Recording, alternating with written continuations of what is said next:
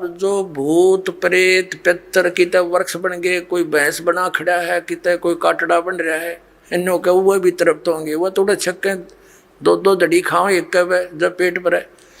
एक बार आदरणीय गरीबदास साहिब जी गांव छुड़ानी में हुए, जिनको परमात्मा मिले थे और सचखंड ले जाकर वापस छोड़ा था। उन्होंने फिर ये ज्ञान दिया। एक उनका शिष्य था किसान, और वो गरीबदास साहिब जी के पास बहुत समय बैठता था, प्रतिदिन सत्संग सुनता था, दिन में विचार सुनते रहते थे, बैठ जाते थे। तो वो एक दिन नहीं आया। गरीबदास जी ने पूछा, भाई कल क्यों नहीं आया? अगले दिन जब वो पहुंचा, उसने बताया कि महाराज जी कल मेरी माँ का श्राद्ध था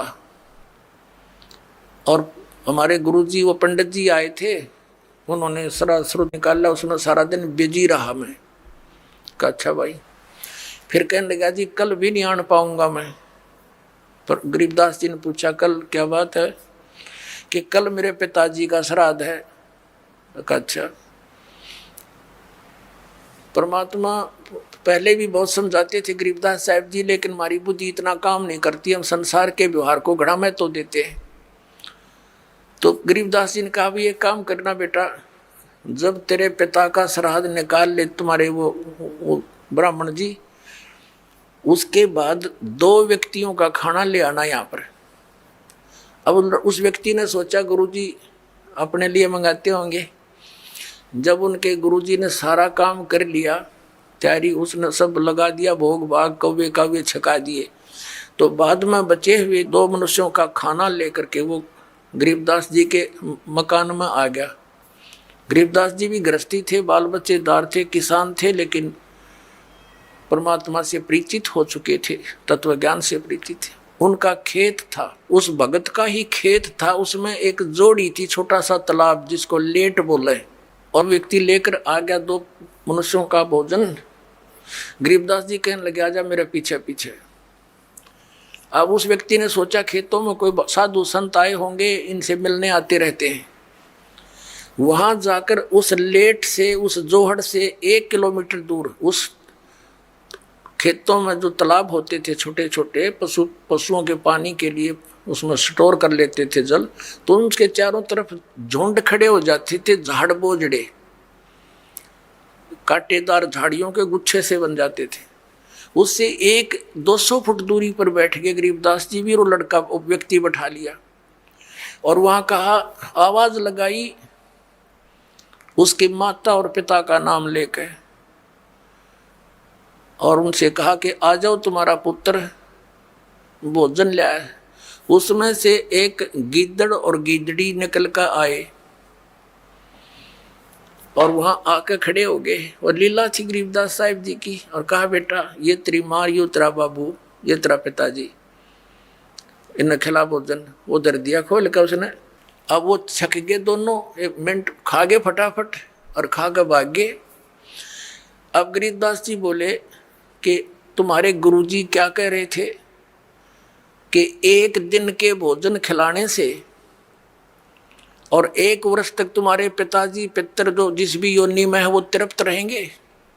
अखा जी ऐसे कह रहे थे, ये दोनों भूखे मरे थे, देखा गए सारे ने, और भोगते ला के आए हो तुम्हें। अखा जी उस दिन पीछे कान पकड़ दिया कि जी बाढ़ में जाओ, या ये तो बकवाद है सारी। तो छोड़ दी सारी वो लोकवेद और दंत कथा, मनमाना आचरण उस प्यारी आत्मा ने। तो पुण्यात्माओं, परमात्मा कहा करते थे कि तुम 1 दिन तो आहार करा देते हो, मान लीजिए तुम्हारी बात बड़ी करें, और तुम्हारे पिताजी या माताजी जब जीवित थे दिन में 2-2 बार तो पक्का रोटी खाते थे। अरे 300 तुम कहो 1 दिन के खाने से 364 दिन कोई जरूरत नहीं, ये कोई संभव बात है तुम्हारी? 1 दिन तुमने भोग लगा दिया, 364 दिन क्या खाएंगे वो? मान लीजिए तुम्हारे पिता काग बन गए, कौवे, तो रोज भोग ला दो उनका, 2 रोटी तोड़ के ऊपर रोज फेंक दो ताकि उनका पेट भरा रहे। 301 दिन ये फंड करने से कोई फायदा नहीं। कहने का भाव यह है कि वो तो जो बन चुके। अब पुण्यात्माओं, जब हम सत भक्ति करेंगे और इस साधना के करने से आपके जो पितृ भूत प्रेत आदि बने हुए हैं, और चाहे वो किसी योनि में है, ये पितर वाली सिस्टम में, तो उनकी भी मोक्ष हो जाएगा आपकी भक्ति करने से। अपने आत्मा ये सत्कर मान लेना, ये दास आपको समय अनुसार सब क्रियाएं बताएगा।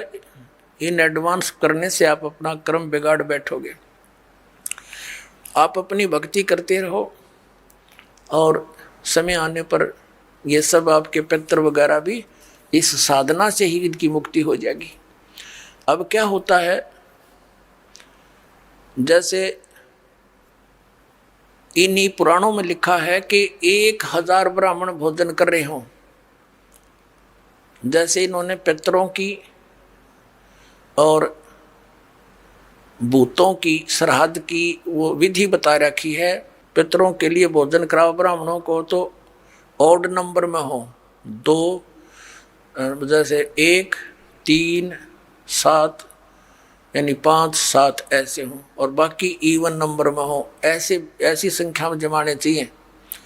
और विष्णु पुराण में लिखा है कि 1000 ब्राह्मण जिमते हो, भोजन कर रहे हो, और उनके सामने एक योगी माने भगत, सच्चा भगत, सत्साधक, सत साधना करने वाला परम अक्षर परमात्मा का जो साधक है वो वास्तव में भगत योगी होता है। योगी का अर्थ ये नहीं ये पेट का पानी हला के दिखा दे और आसन उसन कर रहा हो ना, ये योगी नहीं, ये तो एक वो है अपनी, समझ लो ये प्राकृतिक चिकित्सक कह सकते हैं, वो योगी है। योगी का अर्थ होता है भक्त, परमात्मा से मिलने की जो कोशिश कर रहा है वो योगी है, भक्त यानी सच्चा साधक। ये देखिएगा श्री विष्णु पुराण गीता प्रेस गोरखपुर से प्रकाशित है। इसके अनुवादक हैं मुनीलाल गुप्त।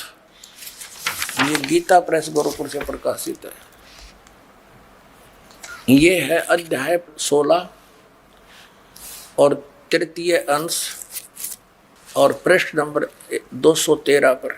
यहाँ पर लिखा है, हे राजन, श्राद्ध करने वाले पुरुष से विश्व देवगण, पितरगण, मातामह और कुटुंबी जन सभी संतुष्ट रहते हैं। हे भूपाल, पितरगण का आधार चंद्रमा है और चंद्रमा का आधार योग है, भक्ति, और इसलिए श्राद्ध में योगी जन को नियुक्त करना अति उत्तम है, यानी सत साधक को।